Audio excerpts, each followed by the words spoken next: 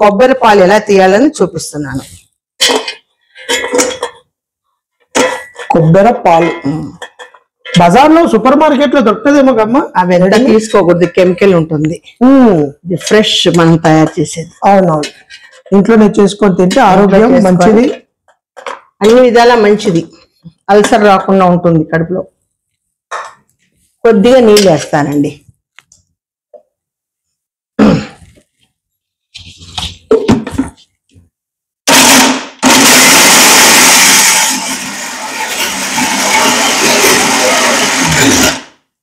కొంచెం వాటర్ వేస్తూ పాలు తీయాలన్నమాట.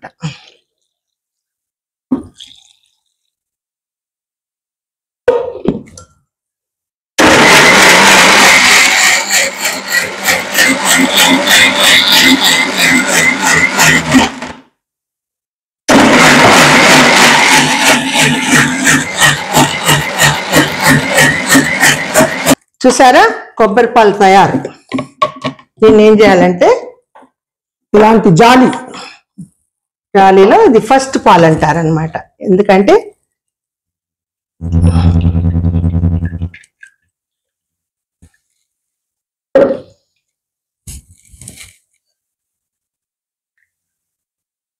స్పూన్ తోటి ఇట్లా ఒత్తుతారా?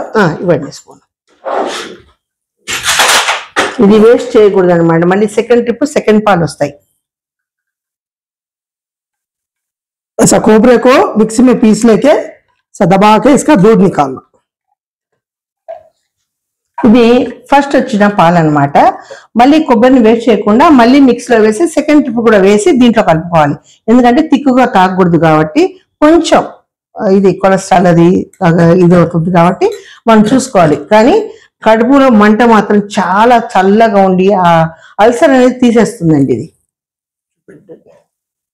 ఇది ఫస్ట్ వచ్చిన మిల్క్ అనమాట. మిల్క్ కొబ్బరికా దూద్ కొబ్బరి పాలు.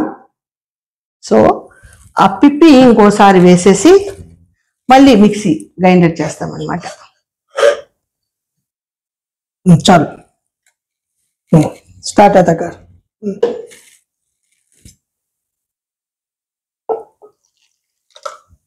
ఎన్నిసార్లు తీయాలమ్మా ఇలా? 3 సార్లు. 3 సార్లు. ఫస్ట్ చిక్క పాలు, ఇది చిక్కటి పాలు. అవి తీసుకోకూడదు అంత చిక్కగా. ఇది కూడా దీంట్లోనే కలుపుతారు? కలుపుతాను దాంట్లో.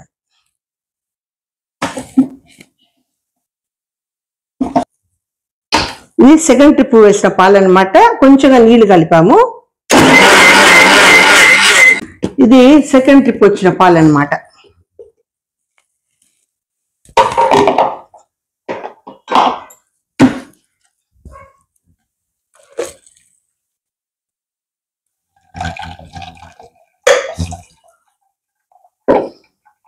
ఇట్లా 3 సార్లు తీయొచ్చు అనమాట పాలు.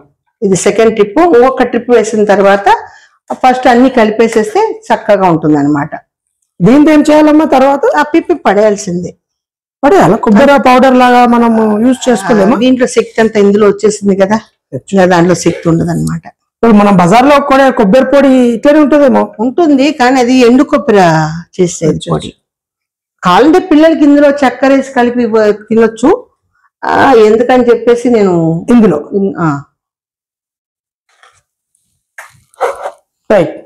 ఈ కొబ్బరి పాలల్లో కొంచెం షుగర్ పేషెంట్లు అయితే బెల్లం వేసుకోండి, లేదు మామూలుగా అయితే కొంచెం చక్కెర కలుపుకోవాలి.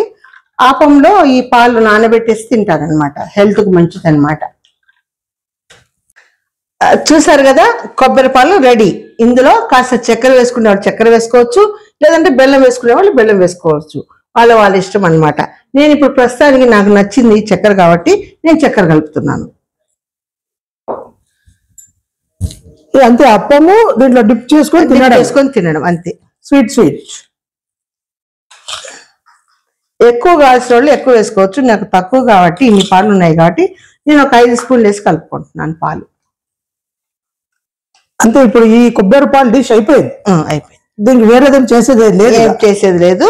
అది ఇప్పుడు చట్నీ లాగా. అంతే, చట్నీ లాగా కాదు, ఒక ఔషధం లాగా ఇది. ఎందుకంటే కొబ్బరి పాలు తింటే అల్సర్ రాదనమాట. వారంలో ఎవరైనా ప్రతి వారు ఈ వీడియో చూసిన వాళ్ళు ఇలాగే తయారు చేసుకుని వారంలో 2 సార్లు ఈ సమ్మర్ లో తీసుకుంటే అల్సర్ అనేది నివారిస్తుంది అనమాట. కడుపు మంట అన్ని తగ్గుతుంది, పుండు రాకుండా చూస్తుంది అనమాట. అందుకనే ఈ తమిళనాడు, కేరళలో ఇది ఫేమస్ అన్నమాట. నెక్స్ట్ వీడియోలో మళ్ళీ వేరే విధంగా వేరే డిష్ చేసి తయారు చేసి చూపిస్తాను అనమాట. ప్రస్తుతానికి కొబ్బరి పాలు రెడీ.